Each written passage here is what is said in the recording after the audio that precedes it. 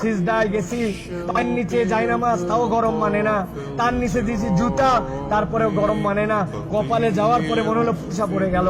উঠার পরে সবাই তো তাড়াহুড়া করতেছে, আর উনি বলতেছে, আরে আমার পায়ের নিচে জায়নামাজ, আমার পায়ের নিচে জুতা, তারপরে আমার পায়ে গরম লাগে, আর আমার নবীর সাহাবীদেরকে কালেমা গ্রহণ করার জন্য এই পাথরের মধ্যে চিট করে শুয়ে রেখে বুকের উপরে পাথর জমাই দিয়েছে।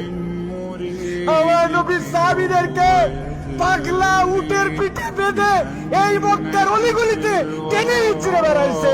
এই জায়গাতে তাদের বুকের উপরে পাথর চাপায় আগুনের মধ্যে দিয়ে দিছে। তাদের রক্তের বিনিময়ে ইসলাম পাইছি। আজকে আমি 2 রাকাত নামাজে পায়ের গোড়ালি গরম হয়ে যাচ্ছে জন্য কষ্ট হয়, এসিটা একটু কম ঠান্ডা মারে জন্য কষ্ট হয়, আমার মাথার উপরে যদি একটু গেলে সুন্দর ছাতা না থাকে কষ্ট হয়। আমার নবী, আমার সাহাবীরা কি কষ্ট করছে, এটা ফিলিংস এর সফর, হজের সফর, অনুভূতির সফর।